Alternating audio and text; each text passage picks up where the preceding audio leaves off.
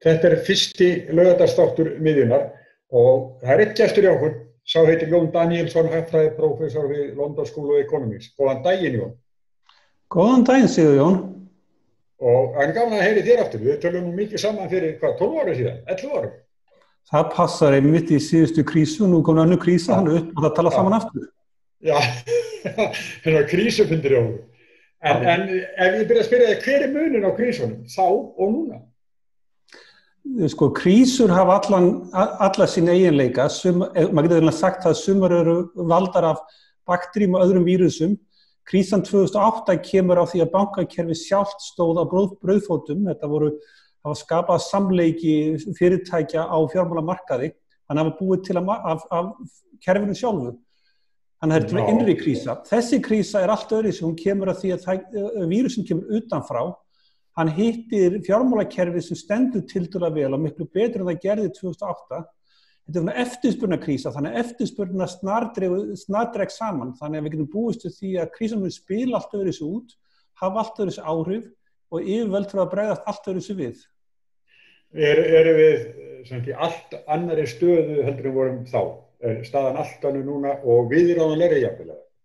Ég held að staðan sé allt önnur núna heldur en þá og viðbrögðin verða náttúrulega allt önnur því að þess ákveðna krísa það er mjög hraður samdráttur í eftirspurn eftir vörum á Íslandi og annars staðar í heiminum og það veldur töluvert að vera vandræðum en síðan getur búist við því að langt flestir á Íslandi og annars staðar að fá laun í gegnum þetta. Við getum búist við því að 80-90% af fólki muni halda vinnunni og halda launum. Það ekki að eyða meðan það í krísunni, þannig að eftirspurn dregst saman mjög hratt 1 eða 2 mánuði. Síðan þegar allt aðalega yfir staðið, þá mun fólk standa upp fyrir það að hafa tiltölulega mikið peningum og þá rýkur eftirspurnin strax upp. Þannig að þetta er vafflaga krísa. Þannig að allt öðruvísi heldur en það 2008 því að það var búið til að fjármálakerfinu og það dró allt súrefni frá mörkunum. Það ekkert slíkt að ræða í dag. Þú ert þeirra trúar að þetta sé vafflaga, við förum hratt upp aftur. Ég held að nema að vírusin muni fara að gera eitthvað sem við búum ekki við að þá verður þetta vafflaga krísa. Við erum náttúrulega að læra mjög hratt hvernig á að takast við þennan vírus. Við erum að læra það hvernig á að bregðast við, hvernig að hegða okkur. Þannig að undir eins og við tökum á prófunum og hvernig fyrirtæki geta fara að opna og svo framvegis, að þá munum strax efnahagslífið fara í gang aftur og það náttúrulega mun valda því eftirspurn sem núna í hálffrosin mun rjúka upp þannig að við getum að fastlega búist til því að það veri mjög hraður viðsnúningur þegar allt verður að ganga betur. Já, en núna þegar þetta dynur á, þá nýr seðlabankastjóri, hann bara búinn að vera þarna í skamman tíma, þannig að hann fær aldeilis prófröð núna. Hvernig finnst þér Ásgeir Jónsson seðlabankastjóri hafa brugðist við í sínu hlutverki? Ég að því sem ég fylgst með hingað til þá hann staðið sér mjög vel. Ég náttúrulega hef þekkt Ásgeir Jónsson í 30 ár, ég kenndi honum á sínum tíma upp í háskóla og við höfum alltaf verið góðir vinir. Og ég held að þegar hann var valinn í starfið þá hafi forsætisráðherra gert einstaklega vel. Það eru alls konar vandamál í Seðlabankanum, þeir hafa ekki almennilega hreinsað til eftir hrunið, þeir eru mörgulegt ábyrgi fyrir hvað gerðist þá. En Ásgeir að taka þessum hlutum mjög föstum tökum, hann djúpan skilning af vandamálunum og að því með sýnisbæði frá honum og reynda líka ríkisstjórnina þá það að takast á þetta eins vel og maður getur búist við. En þú segir að vandamálið Seðlabankanum alveg frá því fyrir hrunið, Seðlabankinn ekki búinn að reynsa út á þessum 12 árum með?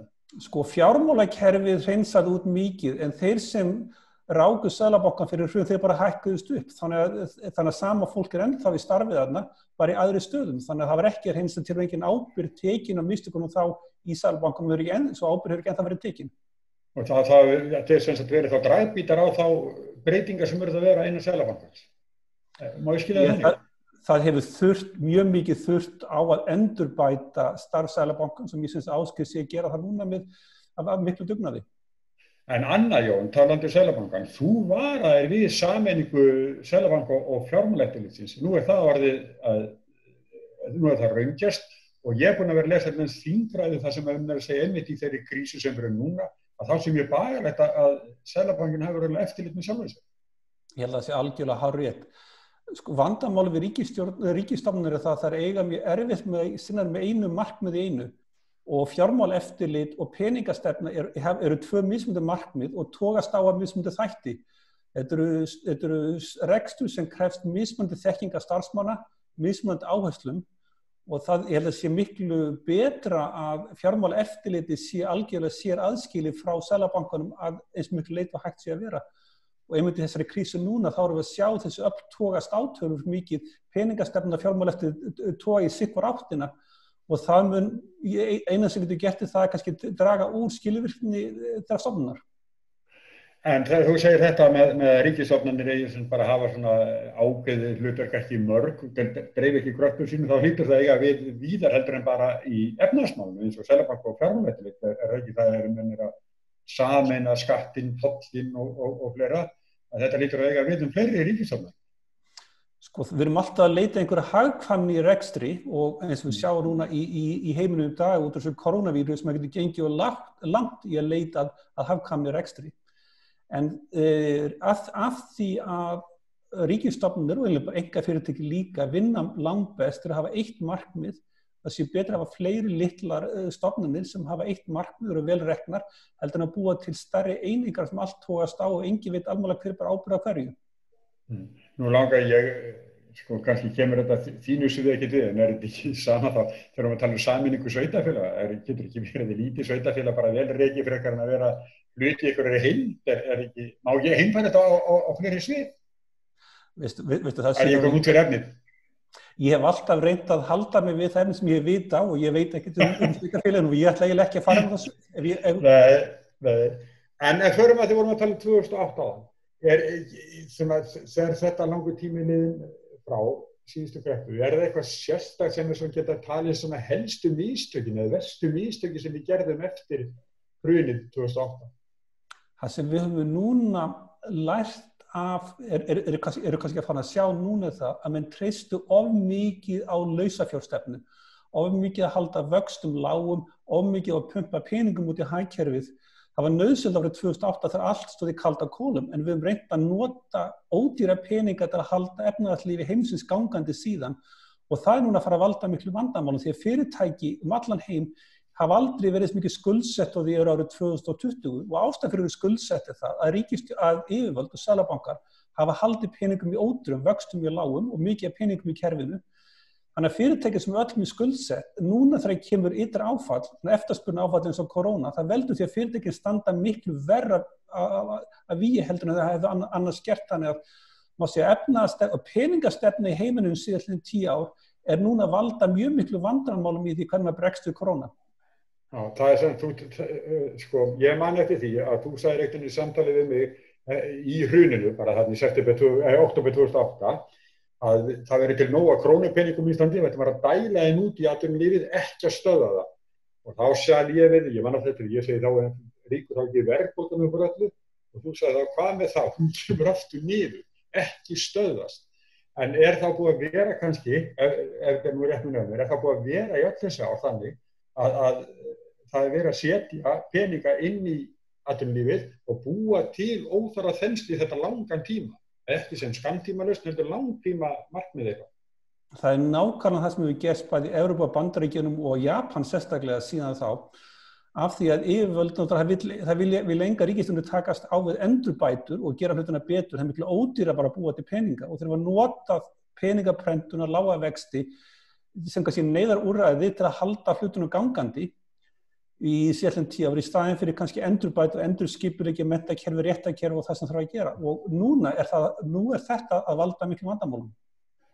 Þannig að sko þjóðirnar hafa þá sem það verið að tefla svona tæpast af aðum eða sko það kæmi að timburmannunum. Maður nátt að vita það að einn daginn myndi bara renna á okkur og verið timburinn.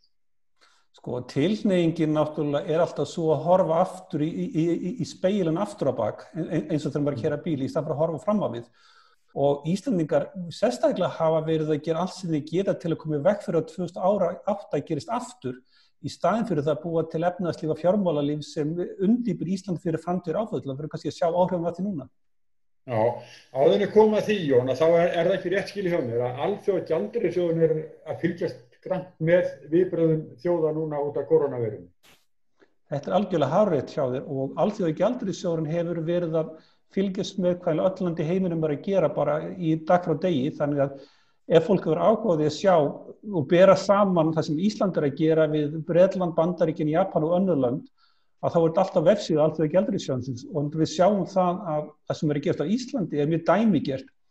Við erum að ganga lengur á ákveðnum sviðum, skemur á öðrum sviðum, en að miklu leyti þá verið að samræma aðgerðir allan heim. Og þetta er afleiðingin, ein af góðu afleiðingunum að hvað gerist 2008, því að eftir þessu miklu heimskreppu, þá hefur verið lögð gríðarlega áherslu á það að samræma stefnumótun allan heim. Starfsfólk, seðlabanka, eftirlitsaðila og ráðuneyti og slíkt eru sendir á milli landa, þeir eru kannski einhverja mánuði eða eitt ár í stofnunum annars staðar, það eru mjög mikið persónulegum samböndum milli fólks sem eru í stöðum á milli landa sem veldur sig núna þegar þessi kreppa kemur. Að þá voru menn að læra hvað besta sem gerist, annars það læra mistökum í öðrum löndum og vonandi mun það leiða til þess að það, sagt, yfir heimina þá munir viðbrögðin verða miklu betri í efnahagslífinu heldur en annars verið. Þú talar mistök í ástandi eins og núna, þá hljóta mistök að vera mjög dýr. Verða þeir sem að ráða verða ekki að vanda sig alveg sérstaklega því að geta ekki mistök fært okkur bara enn aftar á meirinu? Sko ég held að ráðamenn þurfa átt að segja því að þetta er öðruvísi kreppa heldur en 2008 kreppan bæði á Íslandi og annars staðar. Og þá var lausnin svo að búa til lausafé og lækka vexti og það er alls ekki lausnin í dag. Það að lækka vexti í dag eða kaupa ríkisskuldabréf á opnum markaði, það skilar engu af sér og í raun og getur bara valdið framtíða verðbólgu. Það þarf miklu frekar að hugsa því að hjálpa ákveðnum einstaklingum, ákveðnum fyrirtækjum í erfiðleikum. Þannig að stefnar viðbrögð yfirvalda þarf að vera allt önnur og í raun og veru hlutverk seðlabanka í koronavírusinni er miklu minna heldur en hlutverk seðlabanka var 2008. Og í ákveðnum löndum þá erum við að sjá þetta gert miklu betur en annars staðar. En ertu ekki að segja, sko, Seðlabanki Íslands hefur verið að lækka vexti bara ört núna og ætlar að kaupa ríkisskuldabréf. Er hann þá að vaða í villu? Ég held að það sé ekki ráðlegt að hvorki lækka vexti né kaupa ríkisskuldabréf eins ástandið núna. Ég get ekki séð hvað það á að hjálpa til með en ég get séð hugsanlega vandamál til lengri tíma af því að gera það. Ráðstafanir eiga að vera aðrar heldur en það að lækka vexti og kaupa ríkisskuldabréf. Hver er?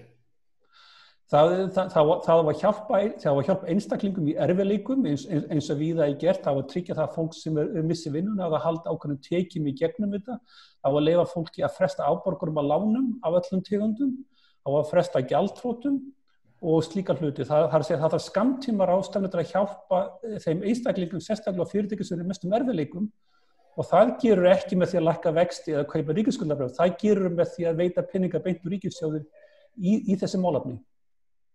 Nú er eitt deilumál komið upp að það er til dæmis sérstaklega forystufólk í verkalýðshreyfingunni, það talar það að það verði að taka vísitölum sambandi við þau óttast verðbólguskot með náttúrulega með ófyrirsjáanlegum afleiðingum fyrir skuldara. En á meðan segir sko seðlabankastjóri að hann reikni ekki með að verðbólgan fara á fleygiferð hér og það sé ekkert óttast. Sko vandamálið við þetta er það að ef að viðsnúningurinn verður hraður og ef þetta er ekta vafflaga krísa að með því að pumpa peningum út í efnahagslífið eins og það var að gera núna, þá getur við alveg búist við því að það geti komið verðbólga. Það er að segja ef allt gengur vel að þá mun svo aðgerð grípa inn í á kannski versta tíma. Við erum að athuga það þarf alltaf tafir á öllum framkvæmdum þannig að þegar seðlabankar og ríkisstjórnir taka ákvarðanir það tekur tíma að hrinda með framkvæmd ennþá lengri tíma fyrir að það hafa áhrif og vandamálið það er eitthvað sem að örva hagkerfið að það grípi inn í þar allt hvort er að leiðinu upp af við og þá er einmitt mikla hættan af verðbólgu þannig að menn þarf að passa sig mjög vel á því að gera þess aðgerðir þannig að það grípi ekki inn á versta tíma. Þannig að það geti einhver átt að hugsa sem verið með verðtryggð lán ef að er hægt að skuldbreyta nefnir þetta verið bara í skamman tíma. Ef það kemur verðbólgu sko, það verður þá bara í skamman tíma og taki kannski ekki gera ráðstæðni þess vegna. Sko, ríkisstjórn náttúrulega þarf að kanna það hvernig hægt er að hjálpa fólki sem lendir illa út úr viðbröðinu við þessa kreppu og þannig að alls leiðir sem hafa til þess. En ég vona það verði ekki rétt eins og þess að þú vitnar í sögðu það að þetta myndi valda miklum skada að verðbólgan færi mikið upp og hefði áhrif á verðtryggð lán. Það hægt að koma í veg fyrir tjón og ýmsar vegu og ég gerir fastlega ráð fyrir því að þeir sem að reka þetta á Íslandi hafi skilning á því. Jón, uppgangurinn á Íslandi á síðustu árum hefur komið gegnum ferðaþjónustuna og ég veit að þú varst ekki hrifin af því hvað við byggðum mikið á ferðaþjónustunni. Þetta væri ekki sá framtíðar atvinnuvegur sem að við ættum að horfa svona mikið til. Þetta ekki rétt hjá mér? Þetta algjörlega, ferðaþjónusta er rekstur sem gengur upp á láglaunastörf sem koma mjög hratt og geta farið mjög hratt. Þetta ekki mjög vanlegt til að byggja upp í blómlegt og ríkt efnahagslíf, enda þau lönd sem byggja mest á ferðamönnum, þeim gengur ekkert vel efnahagslega, þeir þurfa að finna aðra leiðir til að búa til góðan hagvöxt. Og ég var alltaf að segja það að ferðamenn geta farið bara mjög hratt eða kemur eitthvað upp á, hvort sem að núna er vírus að hefði geta komið eldgos eða hvað sem er. Alls kyns truflanir og eftirspurn geta komið og þá muni valda mjög miklu tjóni. Ég hugsa að hefði verið betur að reyna að búa til rekstur sem gengur vel sama hvað að gerast, hvort sem að landin lokast á eldfjall eða vírus eða hverju sem er, hátækni iðnar og annar rekstur. Og ef við hefðum meira af slíkum fyrirtækjum í dag, þá myndi skellinu vera miklu minni. Í staðinn fyrir þarf að horfa bæði upp á það að eftirspurn ferðamann er að hrynja. Og fastlega getum við búist ráð fyrir því að hún mun ekki koma aftur mjög lengi, þannig að það mun ekki taka mörg ár fyrir ferðamann að fara að koma aftur og þá jafnvel vera mikla hindranir á því. Þannig að þetta er langtíma högg á ferðamannareksturinn og það hefði kannski verið betra eftir hrunið að reyna að hlúa af öðrum rekstri sem stendur sér betur í útlunningi á alþjóðlega markaði heldur en þetta. Já, eins og til dæmis ef við nefnum eins og Össur, Marel, íslenska erfðagreiningu, eitthvað þá er mennur við. Öll þessi fyrirtæki, matu að þannig vandamál, öll þessi fyrirtæki eru gömul og þeir eru búin til fyrir áratugum síðan, af hverju höfum við ekki búið til slík fyrirtæki síðan? Já. Og ég hefði haldið það eftir 2008 hefði kannski aðalspurningin fyrir ráðherrann átt að vera svo, hvernig getum við búið til önnur fyrirtæki Össur og Marel og íslenska erfðagreiningu sem muni skila okkur þá í gegnum næsta áfall og ef að ríkisstjórnin hefði gert það á sínu tíma þá stæðum við miklu betra við í dag. Já, ef ég vitna bara í orð Bjarnar Benediktssonar að við höfum þá bara legið á vindsængin út í laug með sólgleraugun að þegar ferðaþjónustan skóp svo mikla peninga að við vorum ekkert að huga að því að finna réttu framtíðaratvinnugreinin. Við vorum bara afslöppuð. Þetta var mjög góð lýsing. Já, sem við vorum bara afslöppuð. En þetta að ferðaþjónustan náttúrulega komið fullt af peningum, mikinn gjaldeyri og nú verður mikið fall þar og ég verð að velta fyrir mér að nú hef ég í 2 vetur farið til Spánar. Ekki dettu mér í hug núna að fara að skipuleggja 3. veturinn þar í þessu ástandi. Það er kannski ferðakvíði í mér, ég er nú ennþá í sóttkví, en svo ferðakvíði hlýtur að vera mjög víða. Að eins og þú veist að þetta gætur langtíma vegna kannski þess að víðor fólks bara að gera breytist. Sigurður, ég skal taka veðmáli við þig að næsta október þegar stormarnir koma til Íslands og þetta er gengið yfirum að þá muntu taka flugvélar til Spánar og vera það í veturinn. Ég held að sé langsamlega líklegt, þú er kannski hræddur í dag en þegar þetta er gengið yfir og Spánar eru að ganga mjög hart í gegnum þetta en þeir eru líka að læra á hvernig að bregðast við þessu. Og það sem við getum ekki miðað við hvað að gerast í dag því að núna erum við að læra hvað að gera, læra hvernig að halda hlutunum hreinum, hvernig að berjast í vírusina, hvernig að einangra fólk og verja starfsmenn búða og spítal og svo framvegis, hvernig að prófa. Þetta er allt saman að gerast með hratt. Þannig að eftir nokkra mánuði þá verðum við komið miklu betri tök á þessu. Og eins og ég segi, ef þú vilt þá skulle taka veðmáli við því Sigurður með það, þú verður farið til Spánar í október. Nei, að því þú segir þetta sé vafflaga. Hver verður þá viðsnúningur? Hvaðan kemur það? Ef að ferðaþjónustan er hálflömuð og verður eitthvað tíma, hvað er í botninum? Í hvað getum við spynnt? Við þurfum að gera greinamenn á Íslandi og umheiminum því að Ísland getur farið miklu verri út úr þessu heldur en lönd annars staðar, einmitt út af ferðamönnunum. En þú tekur í stærri lönd Evrópu og stærri lönd Bandaríkjanna að við erum alla í einangrun í dag, ég má alla fara út úr húsi hérna í London og valla geta fara út í búð, að búið að loka allum görðum sem ég fer í til að hlaupa og æfa mig eins og mjög víðar í heiminum. En við gerum fastlega ráð fyrir að þetta mun leiða til þess að heilbrigðisyfirvöld muni ná tökum á þessu. Og eftir nokkra vikur, mánuði að 2 kannski, þegar menn eru búin að, og það er líka að tala það hérna, það verið að fara að prófa mjög mikið að fólki bara í næstu viku hvort að við fengið vírusinn. Og þegar við getum fengið prófað það hvort við höfum smitast og höfum læknast og þegar við förum og getum prófað fólk að sé veikt mjög hratt, þá strax getur fólk vera á ferðinni miklu meira heldur en dag. Og það er alltaf erfitt að spá, sérstaklega framtíðina, en það bendir allt til þess að við munum ná tökum á þessu tiltölulega hratt og þegar fólk fara meira í vinnuna, þá hefst framleiðsla aftur upp. Og það er líka annað, það er fullt af fólki en þetta í vinnu. Það er verið að búa til hluti út allt, það er allskyns þjónusta í gangi, það er allskyns rekstur í gangi, ekki flusta aðeins til, þannig að atvinnulíf er ekki lamast, það er bara aðeins ákveðin hluta því hefur dregið saman. Og það hættan svo maður horfir á fyrirsögnir blaðana. Ég skal segja svona smá í sögari, hérna í síðustu viku þurfti að skipta mjög framrúða bílnum mínum og var að verkstað að bíða í klukkutíma eftir að fá skipt. Og það var sjónvarpið á. Og mér har aldrei liðið eins illa í gegnum allt saman eftir að hafa hort á sjónvarpið í klukkutíma því að það var ekkert nema hryllingssugur af vírusnum. Og síðan keyrði ég heim, hætti að horfa á sjónvarpið og liði miklu betur. Þannig að því að fréttirnar er að segja manni allt sé eins hræðilegt og mögulegir, þannig selur fréttir. En það er allskyns góðir hlutir í gangi, við erum að ná tökum á þessu þegar það gerist og fólk fer að fara í vinnu, að þá mun eftirspurnir væntanlega rjúka upp. Nema náttúrulega gerist eitthvað hræðilegt með vírus stökkbreytist og valdi miklu meira tjóni með við fyrirliggjandi upplýsingar að það bendir allt til þess að verði hröð uppsefla þegar það vestar yfirgengið. Já, að þá förum við aftur bara í gamla farið, það er fiskurinn, álið og það sem verður útflutningsvara Íslands, helst útflutningsvara Íslands. Ég get ekki alveg dæmt hvað Íslandingar ætla að flytja út eftir þetta og það verða truflanir á allskyns regli og ég viss það að ríkisstjórnin á Íslandi er einmitt að hugsa það hvernig ætlar að halda fólk í vinnu en hitt er náttúrulega það sem líka hjálpa til að með það mjög mikið útlendingum að vinna í þessum ferðamannarekstri og ef það fólk fer heima þá dregur á atvinnuleysi. Það nákvæmlega leksjan á 2008 var það að hafa rekstri sem byggir á erlendu vinnuafli. Þegar ekki með samdráttur fer það heim og störfin áfram til fyrir Íslandinga. Þannig að það verður samdráttur í ferðamönnum en ég hugsa það önnur atvinnustarfsmenn muni ganga tiltölulega vel eftir að það ganga betur.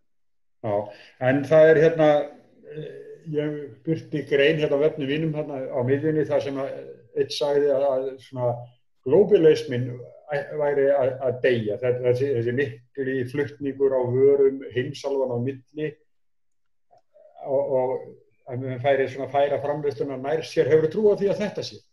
Nei, enga trú á þessu. Því að enga trú á þessu. Vörur sem við erum að kaupa, það koma alls það að fá. Tölvur koma frá Wuhan í Kína, það sem vírusinn átt uppbreytt harðdiska koma frá Tælandi. Aðrir hluti koma frá öðru löndum flytur ekkert framleiðslan á milli landa neitt mjög hratt. Þetta er sérhæfð framleiðsla með sérhæfðum starfsmunni verksmiðjum á staðnum.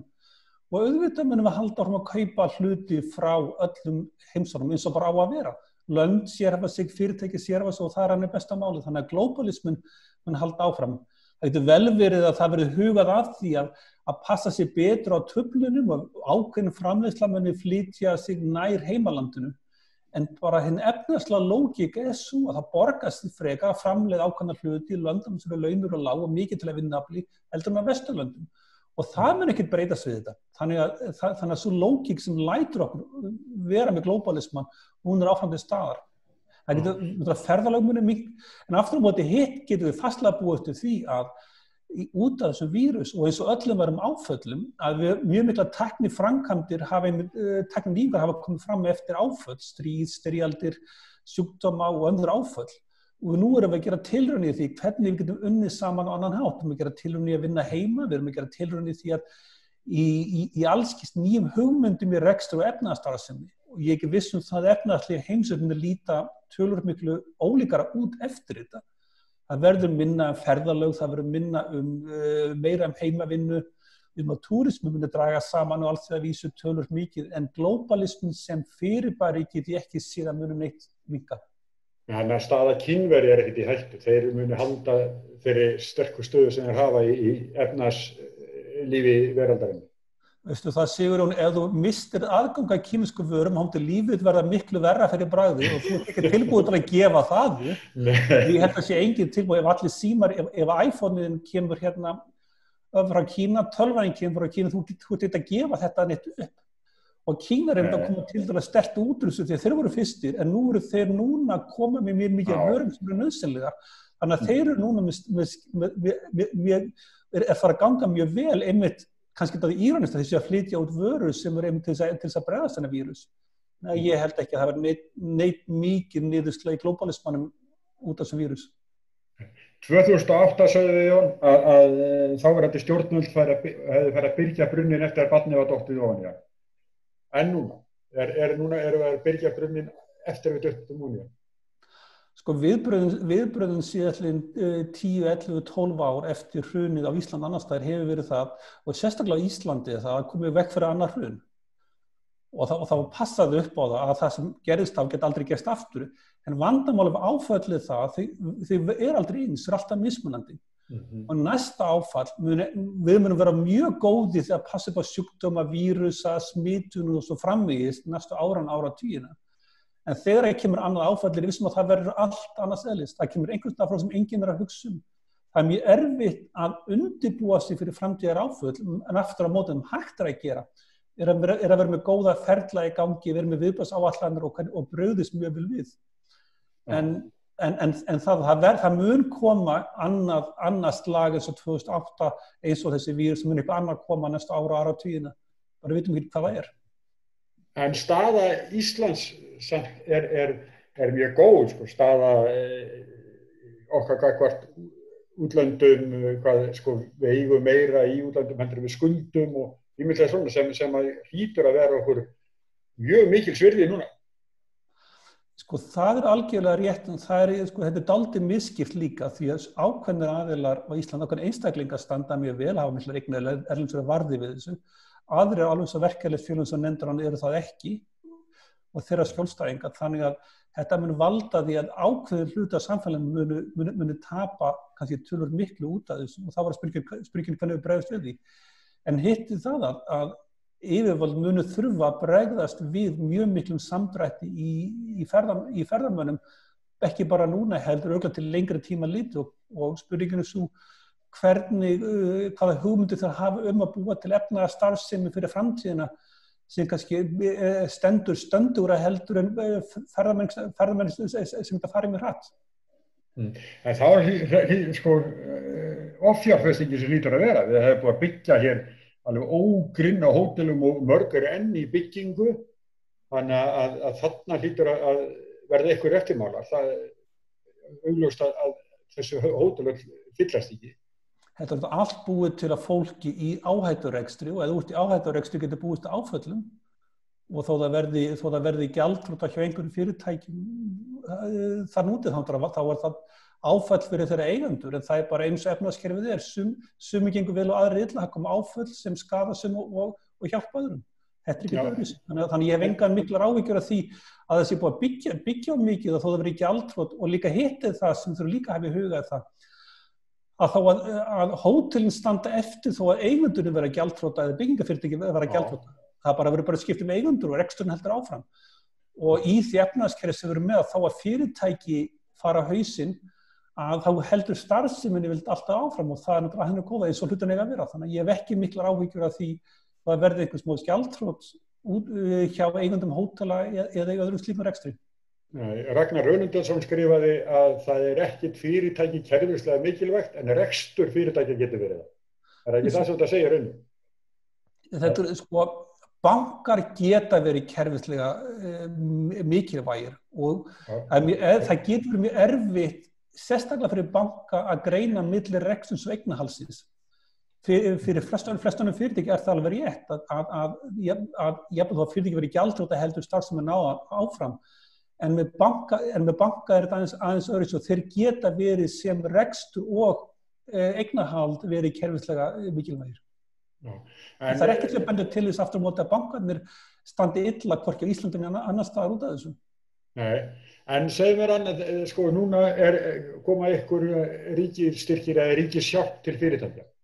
Á ríki þá að eignast hluta í fyrirtækjum sem tryggingu fyrir því framlagi sem það kemur með inn í rekstur fyrirtækja? Sko, ég held að það sé algjörlega sjálfsagt að ef að ríkið hjálpar einkafyrirtæki til að komast í gegnum svona áfall eins og ofta til með reksturinn mjög mikilvægt þarf að halda áfram, að þá muni skattborgarnir fá sitt. Það á ekki að hjálpa einkafyrirtækjum, eigundum fyrirtækja sem gengur illa. Það á að hjálpa reksturinnum ef það gengur illa. Og ef að ríkið þarf að hjálpa einkafyrirtæki sem stendur með illa núna, það er mikilvægt að starfsemin halda áfram, auðvitað á skattborgarinn og ríkið sem fulltrúi hans að fá sitt, fá eignarhald að hluta öllu. Algjörlega sjálfsagt. Við höfum ekki verið að hjálpa einkafyrirtækjum í áföllum svo þessum. Nei. En má ég í lokin spyrja þig, sérðu eitthvað þjóðríki sem að bregðast mjög rangt við þegar krísu ástandi? Þetta ósangjöf spurning og kannski ekki þetta svarinni? Það eru ákveðin lönd það sem yfirvöld eru mjög hrædd við pólitísku afleiðingarnar af þessu. Við erum að horfa á Brasilía gott dæmi, Rússland gott dæmi, Íran gott dæmi. Þetta eru ríki með svona tiltölulega ólýðræðisleg, algjörlega ólýðræðisleg ríki. Það sem einræðisherrarnir eru mjög hræddir við sína stöðu og það kemur svona áfall og það getur valdið mjög miklum pólitískur upplausn. Og þeir hafa raunverulega stungið hausnum í sandinum og vitað eitthvað sem þeir gera. Þannig að þessi lönd, önnur slík lönd sem eru minna lýðræðisleg, eru mörg að bregðast mjög illa við þessu. Eins og sé Brasilía, Rússland og Íran eru góð dæmi lönd sem eru nákvæmlega að gera, að gera illa. Já, Brasilía bara í afneitun, eða ekki? Þessi lönd eru öll í afneitun. Öll þessi, já. Fyrir alvarlegri stöðu. Þeir eru ekki tilbúinir til að takast á við þetta og vandamálið það undir eins að einhver eins og forseti Brasilíu afneitar þessu og hlutum ekki að fara ganga illa, að ef hann fara að takast á við þetta þá þannig að við ekki hérna mistök og það er ekki hægt. Þannig að þeir þverskast við að gera eitthvað í málinu einmitt út af því að þeir vil ekki við hérna mistök. Nú þú í Englandi, Boris Johnson komið með COVID og Karl Bretaprins. Þetta hlýtur af áhrif á umræðuna þar og jafnvel viðbrögð, eitthvað. Já, það hefur verið gengið dálítið illa að fá fólk til að vilja einangra sig. Náttúrulega síðustu helgi og sérstaklega unga fólkið hefur verið að segja það, ok, það getur einhver aðrir orðið veikir en ég ungur, ég verð ekki veikur, það sem alveg sama. Og náttúrulega gleyma foreldrum, ömmum og öfum og slíku fólki á meðan. Og þetta er mjög sjálfstælst, þannig að fólk hefur verið að fara í garða og svo framvegis og verið utan hvort öðru þó þið eigi að einangrast. Það að næsti konungur og það að forsætisráðherra að fá þetta, það muni hjálpa til við að búa til betri einangrun og sem fastlega gera fyrir þeim að muni leiða til þess að muni takast ennþá fastar af málinu og fá ennþá meiri pólitíska stuðning við það heldur en annars hefði verið.